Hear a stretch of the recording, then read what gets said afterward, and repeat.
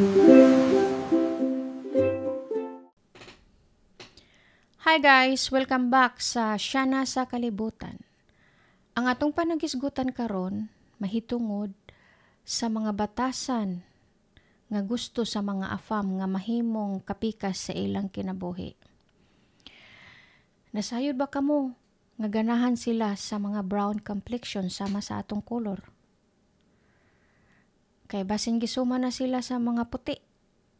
Tungod pod sa ka-high standard sa mga puti nga ilang gipangita sa ilang mamahimong future husband.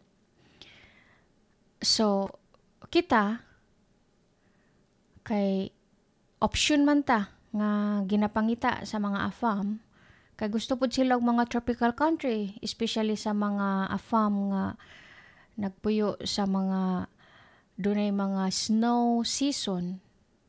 So, siguro dili na nila makaya ang katugnaw, di na nila makaya ang pagdeal sa mga snow. Majority gusto nila moadto sa mga tropical countries.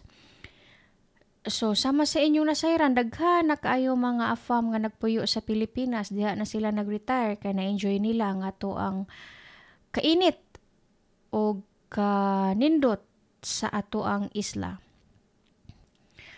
Ang akong ma-share sa inyo sa akong experience sa pagpangita og afam nga atong mamahimong kapika sa atong kinabuhi is be yourself. So, ipakita lang gyud kung unsa ka, ayaw pag plastic, ayaw pag duplikara. So kung let's say kung maldita ka, magminaldita ka. 'Di ba? Kaysa magpabuot-buotan ka unya pagabot sa panahon, magminaldita di ay ka. 'Di ba? Ipakita gyud nimo ang imong kaugalingon kung unsa ka, kay kung higugmaon kanila base sa imong ginapakita nga batasan, that's a bonus. Kay kung higugmaon ka nila sa imong fake nga batasan, dili ko makasiguro kung mulambo ang inyong relasyon. Ang ikaduha, ang pagka masinabtanon. Kay dunay mga panahon gyud nga kinahanglan gyud mo masinabtanay sa usag-usa para mulambo ang inyong relasyon.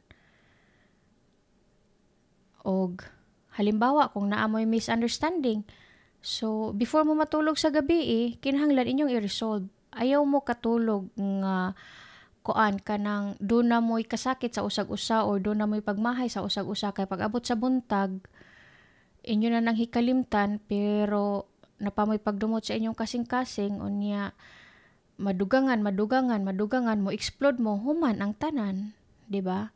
So ayaw mo katulog kung naamoy wala pagkasinabot sa anang adlaw i-resolve ninyo before mo ugma. Dayon, ang sunod is ang ang atong pagkapasensyoso, kinahanglan atong taason ang atong pagpasensya para ang atong ikahatag sa ilaha. Kay sila majority mubo ra kayo pasensya. So, kita ang mag-adjust. Unya, ganahan po na sila nga kanang mag-care ka sa ila. Let's say, kung naa sila sa trabaho, ikaw po nasa trabaho. So, ang inyong communication based ra sa message, di ba? So, mag-text mo or mangutana mo. Nagkaon na ba ka in time of sa imong break, inana. So, dili man na dako kayo nga trabaho to show care. So, ang imo pong pag-care kinahanglan gikan sa imong kasing-kasing. So, nag-care ka sa iya, dili kay nag-care lang ka nagpakitang tao lang ka. So, inana na siya. Unya dayon, be thoughtful pod. Like, imong i-shine ilang sapatos, inana. Bisan pa mo ingon sila nga, you don't have to do it, pero gusto ka buhaton nimo kay guna-huna ka sa ila. 'Di ba? Dayon, ang isa gyud ka importante is ang being smart gyud pag-abot sa kwarta.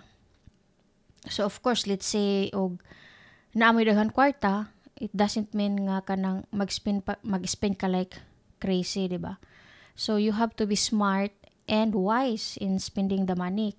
Isa po na siya sa mga rason sa uban relasyon nga nangaguba kay tungod sa kwarta. So that's why kinahanglan nagyud may communication when it comes to money. Para sa ato, ang atong gusto, ang ilang kwarta, atong kwarta, ang atong kwarta, ato rang kwarta. Mausab na siya. 'Di ba? Ang inyong kwarta, inyong duha. Ang iyang kwarta, inyong duha. Ang imong kwarta, inyo pong duha. Depende na lang na sa inyong sabot. Pero, ang kinahanglan na agyud mo'y understanding kung unsa o ninyo pag-spend ang inyong kwarta.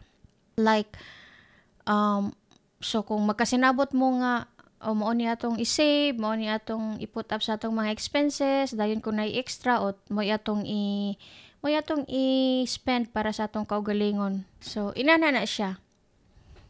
Kay aron mo lambo ang inyong relasyon, kinahanglan na agyud ang pagsabot, ang pagpasensya, ang paghuna-huna sa usag-usa, og ang pagka-smart.